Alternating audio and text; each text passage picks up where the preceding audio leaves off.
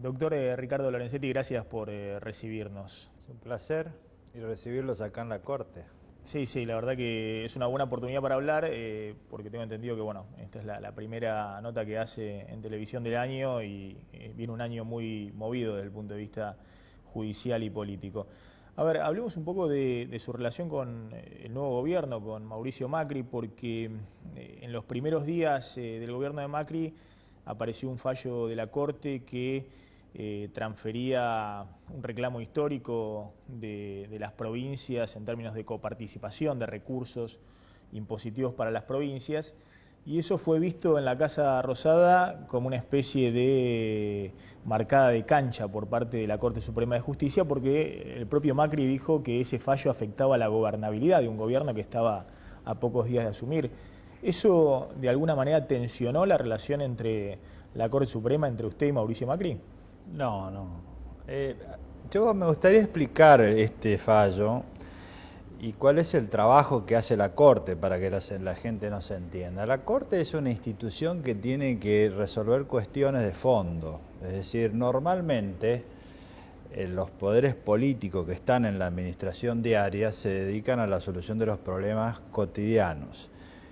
Pero las Cortes Supremas tienen generalmente la función de resolver cuestiones de fondo, es decir, de mediano y largo plazo, que es la interpretación de la Constitución. En estos temas en particular, lo que nosotros hemos dicho es que el país es federal y necesitamos que sea federal, no solo porque lo dice la Constitución, sino también porque si la concentración de los recursos es en un poder central, las provincias no pueden desarrollarse si no es con la asistencia del poder central. Y si no pueden desarrollarse así, entonces se genera una dependencia. Los gobernadores son muy dependientes de un poder central y si eso sucede, eso afecta incluso la capacidad y la autonomía de las provincias y se traslada luego a los municipios y se genera incluso un efecto político institucional porque no generan nuevos caudillos como había en el pasado. Es decir, es todo un diseño de país. En los países federales, lo importante es que cada región tenga autonomía. Entonces, en la Argentina nosotros tenemos una constitución que dice eso, y esa constitución además fue reformada y se estableció que había que negociar entre la nación y las provincias en el año 94 este sistema de coparticipación. Eso fue muy difícil de hacer, no se hizo. Varias veces hubieron juicios de las provincias contra la nación y nosotros dictamos esta sentencia no porque haya sido el gobierno de Cristina Kirchner que estaba o el gobierno del presidente Mauricio Macri, sino porque es una sentencia de fondo, es decir, qué tipo de relación tiene que haber entre las naciones y las provincias en materia de recursos. Ahora, perdón. Esto no es menor, porque sí, a la gente en particular la afecta directamente. Es decir, yo que vengo del interior y como mucha gente sabe que Dios está en todos lados, pero atiende en Buenos Aires. Esto no es un problema del presidente Macri ni de la presidenta Kirchner, es un problema de diseño de país. Va mucho más allá y está muy por encima de las cuestiones. Entonces, esto es lo que dice el fallo. Ahora, uno dice, ¿por qué la oportunidad? ¿Por qué? El momento, fueron 48 horas, ¿no? Después de que Macri ganase prácticamente, cuando Macri gana, a las poquitas horas salió el... El asunto es así. Nosotros teníamos acá unos juicios. Esos juicios lo iniciaron las provincias, son 3 provincias. Esos juicios tienen un trámite especial, no son como los habituales de la Corte, sino que son juicios que tramitan todas sus etapas, porque hay una ley que duplica los plazos, son juicios muy extensos, con pruebas y demás. Las propias provincias a veces lo demoran, los adelantan, pero todos estaban en conocimiento de que estos juicios estaban en la Corte y que pasaron a sentencia el año pasado. Es decir, esto no lo ignoraba nadie. Nadie es ni el propio Macri. Nadie, porque ni los además equipos técnicos de Macri. los abogados de las partes, son toda gente conocida, todo el mundo sabía esto. Y además, lo más importante de todo es que nosotros teníamos que dictar la sentencia antes de fin de año. Anunciamos además en la inauguración del año judicial, yo dije, porque era la decisión de la Corte, que este era un año donde la Corte iba a definir entre sus grandes temas el federalismo fiscal. Y lo teníamos que resolver cuando los 3 juicios estuvieran al mismo tiempo a fallo, porque no podemos sacar uno sí y el otro no. Ahora, doctor, usted plantea la necesidad de un federalismo fiscal en la Argentina, es decir, que las provincias puedan disponer de sus propios recursos, los que les corresponden por ley. Pero bueno, me parece que Macri se está dando cuenta también que la Argentina, que Cristina gobernó durante 12 años utilizando el poder de los fondos del gobierno nacional, lo que se llamaba la chequera, bueno, es un instrumento de ordenamiento político en la Argentina, lo que hoy también le permite a Macri que se le sienten en el Senado y le den quórum, o que los gobernadores puedan negociar políticamente con un gobierno que no tiene mayoría ni en diputados ni en el Senado. Pero la Constitución dice otra cosa. Y el diseño del país, acá hay que pensar en el país, no hay que pensar en tal o cual presidente que hace en cada momento. Alguien en algún lugar tiene que pensar en el país en el mediano y largo plazo. Ese lugar es la Corte Suprema. Nosotros no tenemos un interés inmediato en ganar una elección. El país no es viable si las provincias y las regiones no tienen sus propios recursos. Esta es la realidad. Ahora nosotros sacamos esta sentencia durante el gobierno de Cristina Kirchner y no tiene un impacto directo en el gobierno actual. Pero fue un reclamo, digamos, de las provincias al gobierno de Cristina Fernández de Kirchner. Ella todavía estaba en el gobierno, esto que viene diciendo Maxi de no latigazo y chequera, que era una forma de disciplinar. Y muchos leyeron como un mensaje de la Corte a Cristina Fernández de Kirchner que terminaba pagando Mauricio Macri. A ver si nos entendemos. El fallo se dictó durante el gobierno anterior. Lo que tiene que pagar el gobierno actual no es esto. Es decir, acá no hay una debacle, porque siempre que la Corte saca estos fallos que son trascendentes, hay grandes discusiones, que se produce una crisis económica. Por ejemplo, en materia de jubilados. Nosotros sacamos, hay que reconocer la movilidad jubilatoria. Entonces la Corte pone en crisis el sistema jubilatorio. Hay que limpiar el riachuelo. La Corte pone en crisis no, siempre se dice eso, pero la realidad es que no hay ninguna crisis. Y nosotros aclaramos muy especialmente que tenemos una gran responsabilidad en no afectar la gobernabilidad. Y nunca hubo una crisis provocada por un fallo de la Corte. Entonces, en este caso, ¿qué ocurre? Hay 3 provincias que tienen sentencia, ni siquiera esas 3 provincias que tienen sentencia han puesto en crisis al gobierno. Es una manera de dialogar, de poner de acuerdo, están haciéndolo. Las otras están en distinta situación. Hay algunas que empezaron ahora a iniciar un juicio, hay otras que no lo pueden hacer, hay negociaciones, pero de ninguna manera esto ha provocado una crisis económica, ni fiscal, ni tampoco afectó la relación nuestra con el gobierno del presidente Macri, que es excelente, como debe ser. ¿Fue consultado usted por la decisión que toma Mauricio Macri respecto del nombramiento de los jueces en comisión? Esa es la primera parte. Y la segunda, si tuvo algo que ver con el hecho de que se haya retractado, digamos, y haya decidido que no se les tomara juramentos y enviar los pliegos al Congreso.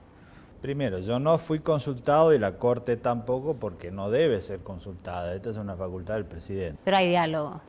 Sí, pero no nos preguntan quién es o sea, el presidente nomina a 2 candidatos.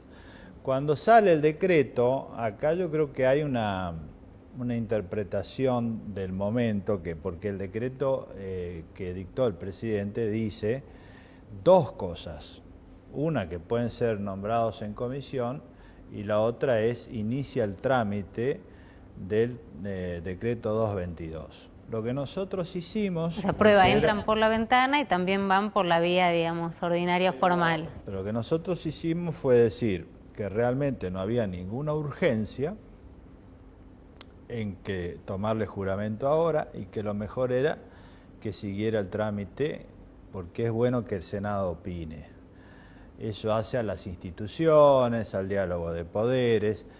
Y yo creo que el presidente hizo muy bien y no hay ningún problema con eso. ¿Lo convenció a Macri? No, porque el decreto estaba redactado así. Pero de no tomarle juramento para evitar... Es que en ese momento no era necesario, porque estábamos a fin de año, conversamos, él me dice, ¿ustedes lo necesitan ahora? No, porque estamos a fin de año, viene la feria judicial, se puede aprovechar ese momento para que hagan todo el trámite, como efectivamente se hizo, y ya está, no hay que provocar un gran conflicto donde no lo hay. Yo creo que esto fue un procedimiento que está bien, que los candidatos, como hicimos nosotros, se sometan, haya apoyos, impugnaciones, y lo que es muy importante es que el Parlamento opine, el Senado, ¿no es cierto? Yo creo que eso hace al equilibrio institucional. El país necesita instituciones fuertes y el Senado es una institución que tiene que opinar sobre los jueces de la Corte. ¿Qué opinión tiene, doctor Lorenzetti, sobre el uso de los DNU, de los decretos de necesidad de urgencia que está haciendo Macri para derogar algunas leyes, por ejemplo, la ley de medios? Yo no puedo adelantar opinión porque son temas que seguramente se van a judicializar. En eso yo lamentablemente no tengo prohibido opinar, porque uno no puede adelantar opinión. Es decir, si uno después viene un caso y yo ya dije cuál es mi opinión, entonces me van a recusar o se sentiría defraudada la gente. Yo no puedo defraudar, es decir, tengo que generar confianza. Confianza el juez la genera cuando no adelanta sus opiniones. Dice, bueno, yo lo voy a estudiar, voy a ver cómo es el caso y después decido.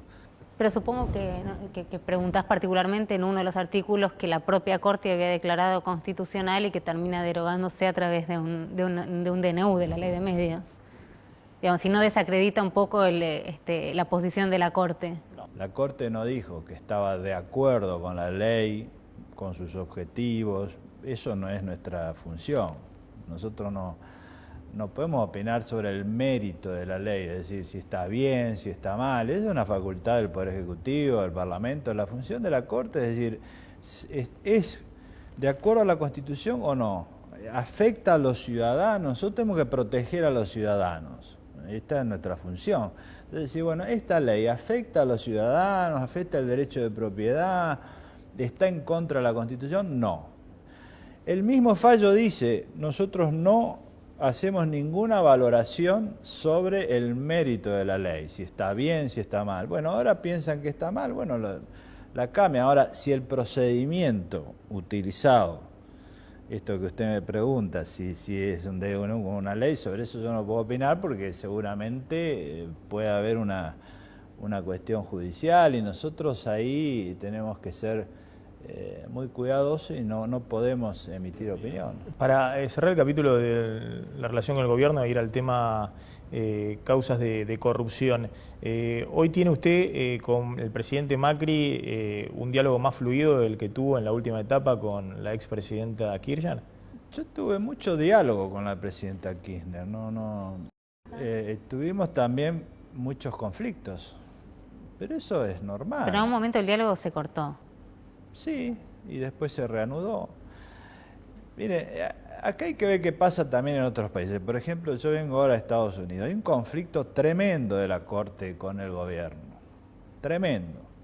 Bueno, eso no quiere decir que haya una crisis, es normal. Lo importante es que nosotros nos acostumbremos a tener instituciones y que éstas sean fuertes y opinen, porque para eso están las instituciones, para que la gente se sienta protegida, porque si hay uno que opina y los demás obedecen, estamos mal. Entonces, nosotros tuvimos durante el gobierno de Cristina Kirchner y de Néstor Kirchner, son los dos gobiernos que estuvimos, periodos en el cual hablábamos y periodos en el cual nosotros dictábamos un fallo y hubo muchos fallos, donde hubo tensiones, pero eso es normal porque Nosotros, ¿qué decimos? Que históricamente la Corte no era conocida. Si ustedes le preguntan a la gente cómo era la Corte de hace 30 años, hace 50 años, hace 100 años, nadie sabe, porque no tenía un rol. Hoy la gente sabe, la Corte existe ¿por qué? Porque tiene un rol.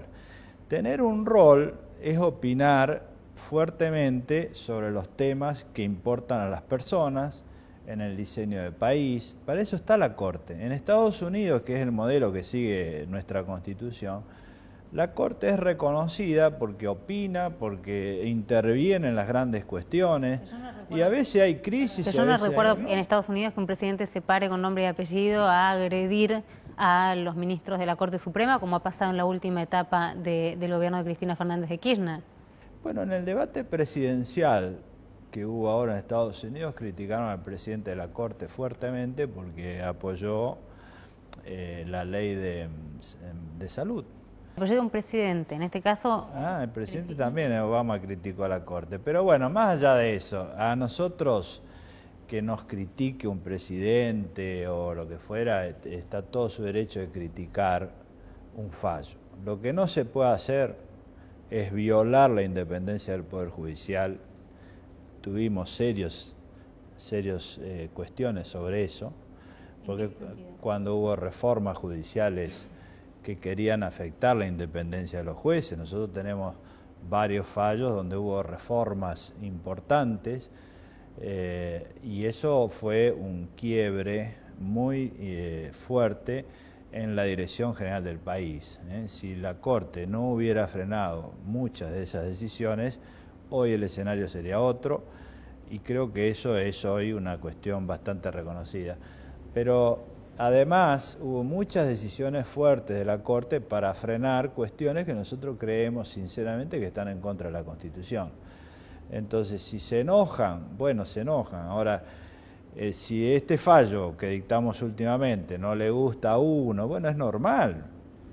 Pero lo que no se puede hacer es que porque no le gusta un fallo, cambiar la Corte, suprimirla o afectar a un juez. O sea que hay que esperar a ver cuál va a ser la reacción de Mauricio Macri, presidente, cuando empiecen a salir fallos de la Corte que no le gusten. Ya conocemos cuál fue el gobierno anterior. Pero ahora, hay que ver cómo la va a que tomar. Ustedes mencionan, sí, fue un fallo que todos dicen que lo afectó. La verdad, la relación nuestra es buena con el presidente, ¿no? Hablemos un poco de causas de corrupción.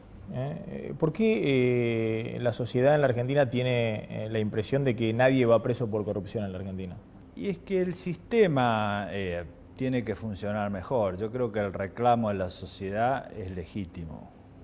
Porque siempre que uno piensa estos problemas hay que pensarlo a partir de la mirada de la gente, porque si no, uno está encerrado en una esfera de decir, bueno, se quejan. No, la gente tiene razón en el reclamo. Vamos a empezar por ahí. Es decir, nadie va preso por corrupción en la Argentina. Hay un reclamo, no es que nadie va preso, hay un reclamo.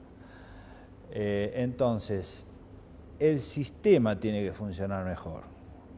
La Corte no tiene causas de corrupción, no tramitan acá. Entonces, ¿qué hacemos nosotros?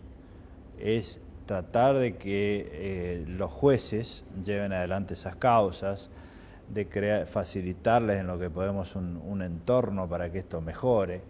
Por eso hicimos hoy un acto donde decimos, bueno, se habilita un sistema para que la gente pueda controlar, sobre todo el periodismo que está más metido en el tema, pueda controlar cómo evolucionan las causas. La mejor forma es la transparencia. Si todo el mundo sabe qué tipo de causas hay, si avanzan o no avanzan, entonces puede controlar mejor. Hoy nosotros presentamos esto, le hemos pedido a la Cámara de acá de Capital, la Cámara Federal, que desarrolle este sistema. Entonces van a poder decir, bueno, a ver, ¿por qué no avanza esta causa? Esta es una cuestión. Otra cuestión importante es que en estas causas siempre hay problemas técnicos muy complejos. Entonces, ¿nosotros qué hicimos? Para nosotros este tema no es un tema de un presidente, no es que lo hacemos ahora porque cambió el gobierno. Nosotros lo hicimos el año pasado.